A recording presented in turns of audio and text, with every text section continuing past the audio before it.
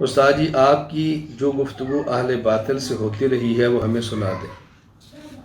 میری گفتگو ایک مرتبہ نہیں، کئی ایک مرتبہ ہوئی ہے، اور میں نے بحمد اللہ تعالی، اللہ کا بہت فضل اور کرم ہے کہ بچپن ہی سے اعتدال اور دلائل کے ساتھ گفتگو والا مزاج اپنائے رکھا ہے۔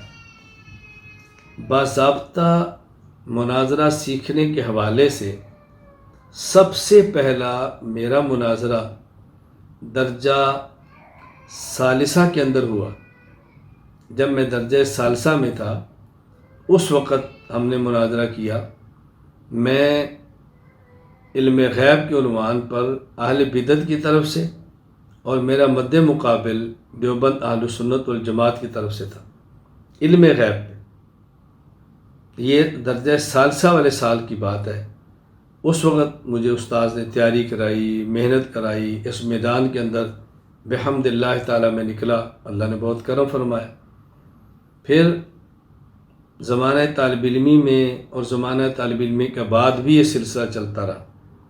یہ تو سیکھنے کا دور تھا، ہم نے شروع کیا۔ پھر اسی درجہ ثالثہ والے سال کراچی ہی میں بعض اہل بدعت کی مساجد میں جمعے کے دن جمعے کی نماز کے بعد جا کر باضابطہ میں نے گفتگو کی ہے۔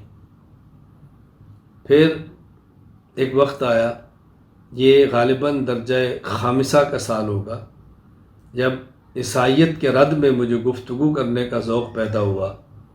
باقاعدہ رئیس المناظرین حجت اللہ فی الارض مولانا محمد امین اکاڑوی نور اللہ مرقدہ جامعہ امدادیہ فیصل آباد تشریف لائے، طلباء کو پڑھایا، میں نے بھی پڑھا، مجھے دلچسپی پیدا ہوئی۔ میں نے باقاعدہ پھر بائبل کو خریدا، نشانات لگائے۔ یعنی آپ اندازہ فرمائیں، مجھے اس وقت ایسا ایک عجیب جنون تھا کہ میں لاہور بعد چرچوں کے اندر گیا۔ گفتگو کرنے کی نوبت نہیں آئی، لیکن میں گھومتا رہا اس فن کی وجہ سے۔ اور پھر درجہ سادسہ والے سال ہم مدرسے میں پڑھتے تھے، تو عشاء کی نماز کے بعد تکرار کے لیے چھت پر بیٹھے تھے، گرمی تھی، تو قریب اہل بدعت کی مسجد تھی، وہاں سے اعلان ہوا کہ ان کے فلاں مناظر ہیں، وہ آ رہے ہیں۔ تو طلباء نے مجھے بھی کہا کیا خیال ہے آج چلیں؟ میں نے کہا دیکھ لو، اگر آپ کہتے ہو تو چلتے ہیں، مدرسے کی طرف پابندی کا آپ کو پتہ ہی ہے۔ کہا نہیں، چلنا چاہیے۔ خیر طالب علمی کا زمانہ تھا، ہم نکل گئے۔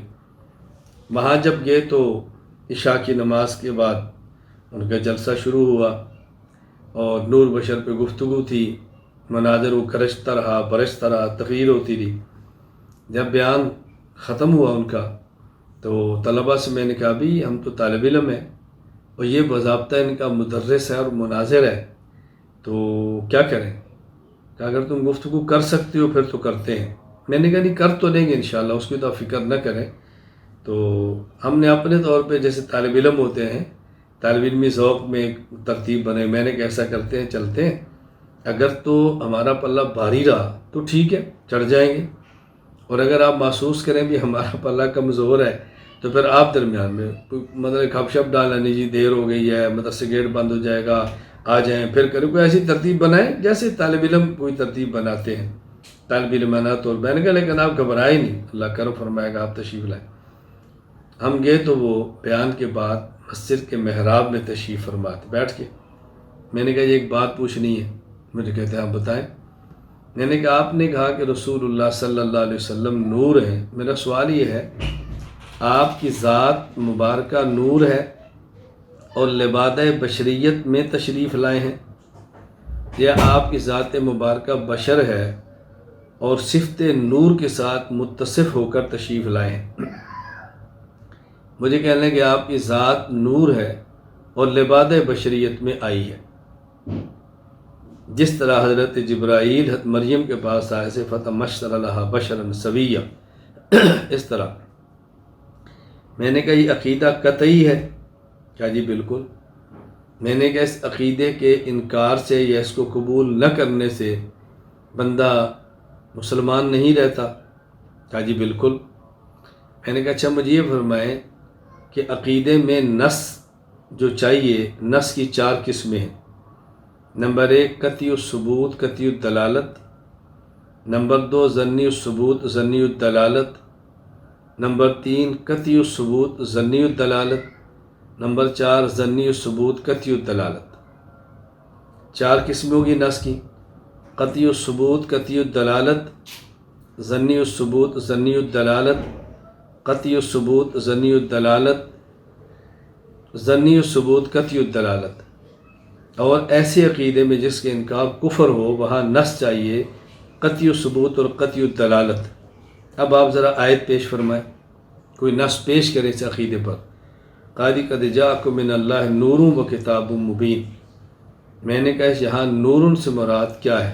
قاضی ذات محمد صلی اللہ علیہ وسلم۔ میں نے کہا یہاں نور سے مراد کیا ہے؟ اس میں 3 احتمال ہیں، جن میں ایک احتمال ہے حضور اکرم صلی اللہ علیہ وسلم کی ذات، ایک احتمال ہے، 3 نہیں ہے، یعنی متعین نہیں ہے۔ تو ثبوت میں قطعی ہے، یہ دلالت میں قطعی نہیں ہے۔ تو جب یہ آیت قطعی و ثبوت ظنی الدلالت ہوگی تو آپ اس کو نص میں کیسے پیش کر سکتے ہیں؟ فوراً پینترا بدلا تو مجھے کہتے ہیں مولانا اشرف علی تھانوی نشر و طیب کے اندر لکھا ہے اول ما خلق اللہ نوری، اس سے مراد رسول اللہ صلی اللہ علیہ وسلم کی ذات ہے۔ میں نے کہا آپ نے نشر و طیب کا متن دیکھا ہے، آپ نے نشر و طیب کا حاشیہ نہیں دیکھا کہ یہ نوری سے مراد جسم محمد ہے یا روح محمد ہے صلی اللہ علیہ وسلم۔ اتنی بات کہ کھڑے ہو گئے، مناظرہ کرنا ہے تو تاریخ طے کریں۔ میں نے کہا تاریخ کیا طے کرنی ہے؟ آگے ہم بسم اللہ پڑھے، بات شروع ہو گئی، کیا تاریخ طے کرنی ہے؟ پھر وہ جو میں نے اپنے ساتھیوں سے کہا تھا شاید وہ بھی سمجھا کے لایا ہوگا، اس کے ساتھ طالب علم تھے، نہیں طے کرو، مناظرہ ایسے نہیں ہوتا، تاریخ طے ہوتی ہے، یہ ہوتا ہے وہ، خیر بات آئے گی اور ختم ہو۔ اس طرح گفتگو ہماری کئی بار ہوئی ہے۔ ایک بار گفتگو ایک ایسے شخص سے ہوئی جو میں یہ تو نہیں کہہ سکتا رافضی تھا، بہر اعتراض اس کا رافضیوں کا تھا۔ کہنے لگا یہ بتائیں کہ جب 2 شخصوں میں لڑائی ہوتی ہے تو ایک حق پر ہوتا ہے تو ایک باطل پر ہوتا ہے، یہ بات تو ہے نا؟ میں نے کہا ضروری نہیں ہے ایک حق پر ہو ایک باطل پر ہو۔ کہتا جی کیسے ہو سکتا ہے کہ 2 شخصوں میں لڑائی ہو اور دونوں حق پر ہوں، باطل پر کوئی بھی نہ ہو؟ میں سمجھتا تھا کہ اس نے اگر میں کہہ دیتا ایک باطل پر ہے تو اس نے کہنا تھا علی اور امیر معاویہ رضی اللہ عنہما میں سے حق پر کون ہے باطل پر کون ہے، میں سمجھ رہا تھا۔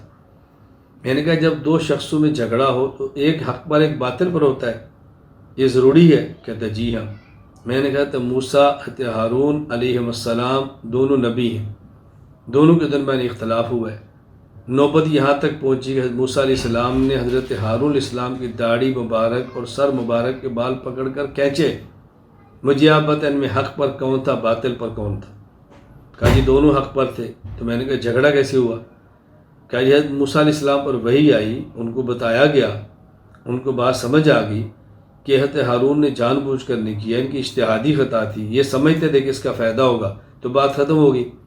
میں نے کہا اس سے پھر ہمارا موقف ثابت ہوا کہ پیغمبر پر وحی آتی ہے تو جھگڑا ختم ہو جاتا ہے، بعد والوں پر وحی نہیں آتی تو جھگڑا باقی رہتا ہے، اس میں اشکال کی بات کیا ہے؟ خاموش ہو گیا۔ اس طرح بحمد اللہ تعالیٰ بہت سارے حضرات سے گفتگو ہوتی رہی ہیں، لیکن میرے اللہ نے کرم فرمایا کہ بحمد اللہ تعالیٰ کبھی ناکامی اس طرح نہیں ہوئی۔ اللہ تعالیٰ مجھے بھی اور آپ کو بھی اعتدال کے ساتھ، اخلاص کے ساتھ، دلائل کے ساتھ اکابر کے مسلک کو ان کے منہج کے مطابق لے کر چلنے کی توفیق عطا فرمائے۔ وآخر دعوانا ان الحمد للہ رب العالمین۔